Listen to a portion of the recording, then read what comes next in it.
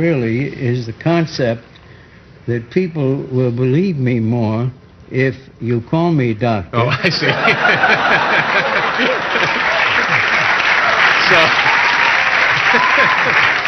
It's 365 days and 6 hours. 6 is a fourth of 24 hours. Right. Okay? Yeah. That's how long it takes Earth to go around the sun. It's going to be well out of our control.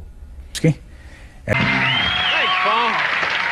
My next guest is a truly fascinating gentleman. He happens to be 93 years old, and he is the father of public relations. In the course of his 70-year career, some of his clients have been Presidents Wilson, Hoover, Coolidge, and Eisenhower, Thomas Edison, Eleanor Roosevelt, and Enrico Caruso. It's a pleasure to welcome Dr. Edward Bernays. Hi, Doctor. Good to see you. Come on up over here. There you go. Have a seat right here. Thank you very much for being here. I mentioned to the people how old you were. I hope you don't mind me telling them that. And what kind of a doctor are you? What is your... Let me say, first of all, that everybody has 5 ages, and they don't match. I happen to be 93 chronologically. Right. But I'm 61 physiologically. Mentally, I don't know, I suppose I'm 45. And societally, how I adjust to other people. I wouldn't quiver if I saw poor Mr. Reagan. I'd say, "Hi, Reagan." Emotionally, I won't tell that to anybody. So now you won't tell your emotional age to anybody? No. Will you tell yours? Well, all right, now, Doctor, tell me again what the doctor is. What are we dealing with? What public we're relations? dealing with, really, is the concept that people will believe me more if you call me doctor. Oh, I see.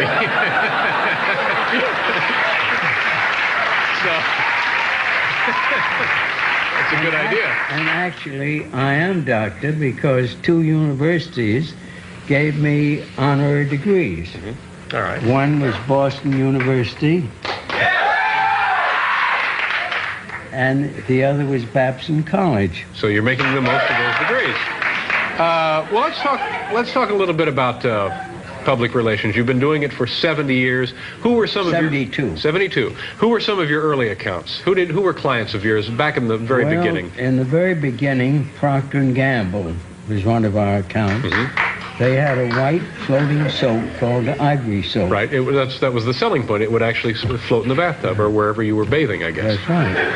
And they came to me one day and said that mothers washed the faces of the children, and they hated soap because their eyes were stinging from the soap. And that when people grew up, they wouldn't use any soap because they get conditioned in childhood, according to Freud, my uncle. So you get ahead of yourself, but it's true, your uncle was Sigmund Freud. And so we made a research, made a study, and we found a sculptor, Brenda Putnam, who used soap instead of wax in developing her sculpture. And it then occurred to me that if we could develop soap sculpture competitions, I went to a psychologist and he said every child has a creative instinct. If we got some sculptors to be judges and had soap sculpture competitions for children in different age groups, that would get them accustomed to using the soap. That would get them to love soap. Did it work? Not only accustomed to it. The fascinating thing to me was that after the first year, 22 million children were loving soap, and the sale of soap just went up. Well, if you say so. This is a matter of record. We could probably chart that. Dow Jones reports. Yeah. You can look them up if you want. In the introduction here, I mentioned some of your clients have been past presidents. Eisenhower, Coolidge, Hoover, Wilson. Which one of those people really was in desperate need of your services? Who was the dullest of the bunch that you handled?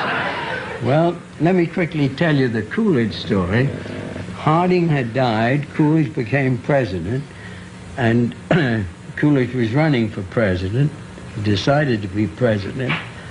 And Alice Roosevelt Longworth, who was the daughter of Theodore Roosevelt, had started a bon mot, a few words, that went around the country as if by radio and by Letterman TV, and they called on me and said, we're worried that this may defeat Coolidge.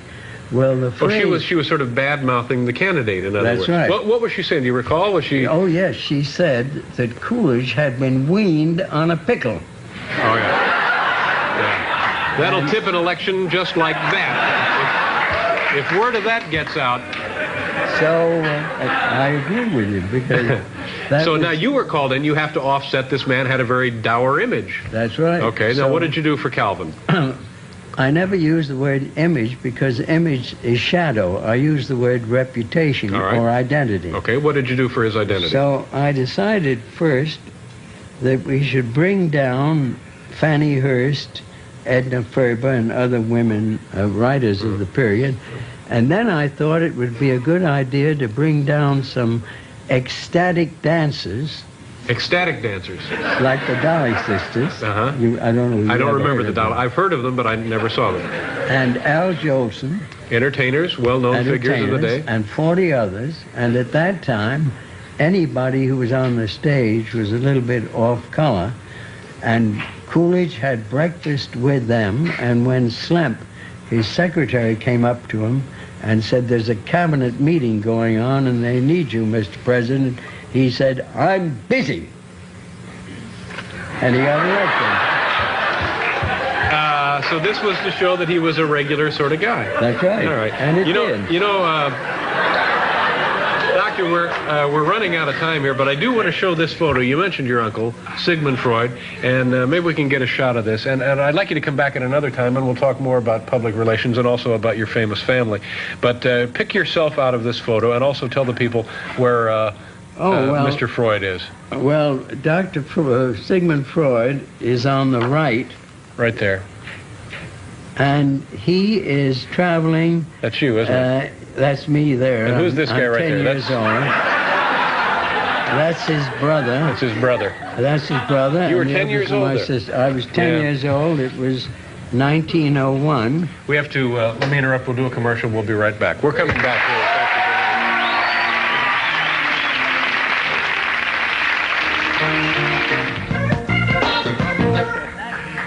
Well, that'll be a lot of fun. Now, come back and see us. Will you do that? Yeah. Okay. Thank you very much for your time, sir. Have a good weekend. Well, no, don't leave now. That's it, folks. Have a nice weekend. Come back Monday. Thank you.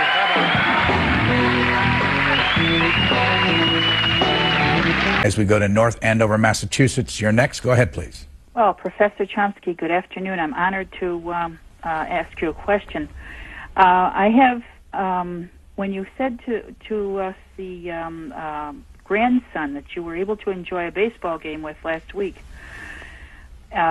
with your love of words and your love of linguistics, I was just curious if you ever had the opportunity to have any connection with Mr. Edward L. Bernays, who was a resident of Cambridge for the last 40 years of his life, was first in New York City, and was for almost 100 years connected with, very powerfully, the public affairs work of the American Tobacco Company, working with Guatemala for a war that almost was started because of bananas in the 50s, and all of these different media actions that I believe have really contributed to where we are now in our worldview of, we have got a corporate mentality of destroying what we don't like, taking it over, manipulation of it, because his learning from his uncle, Sigmund Freud, was utilized to his best ability with twisting people's view of what was good for them so that he could sell products to them. Thanks, caller. Eddie Bernays. Actually, you're right, he lived in Cambridge. We weren't that far apart. I never actually met him. But, called the father of public relations. Yeah. But I've written a fair amount. I've looked at a lot of his work, and in fact, I've written a fair amount about it. I suspect that it wasn't his Freud who was the big influence on him, but rather, in fact, exactly what he said. He said the major influence on him was his participation in the first state propaganda agency in the United States, Woodrow Wilson's Committee on Public Information, which was established in order to try to drive a basically pacifist population into support for the war that Wilson very much wanted to get into in Europe. And it succeeded. Within a short period of time, the propaganda efforts, they were called propaganda in those days, it was more honest use of terminology. The propaganda efforts of the Committee on Public Information, a very Orwellian name, did succeed in driving a pacifist population into raving anti-German fanatics, to the point where the Boston Symphony Orchestra couldn't play Beethoven, things like that. It drove the country into a kind of hysteria. And the participants in that committee included many people of subsequent great distinction and influence. Edward Bernays was one.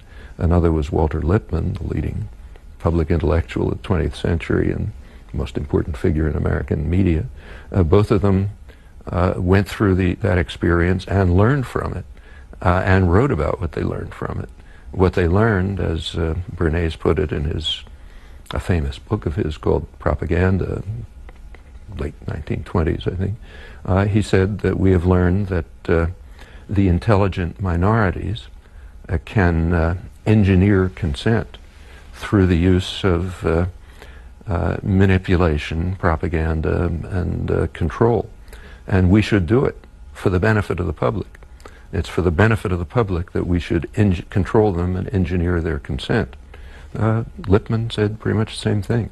Also drawing from the experience of the wartime propaganda agency, he wrote important essays on democracy in the 1920s called Progressive Essays on Democracy.